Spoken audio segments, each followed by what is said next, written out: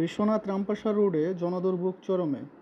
আরামবাগ আবাসিক এলাকার সামনের সড়কে খানাখন্দ আর বৃষ্টির জমে থাকা পানিতে চরম ভোগান্তিতে পড়েছেন পথচারীরা। যানবাহন চলাচল ব্যাহত, গাড়ি ক্ষতিগ্রস্ত হচ্ছে প্রতিনিয়ত।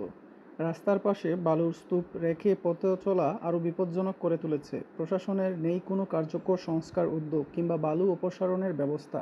ভোগান্তির যেন শেষ নেই।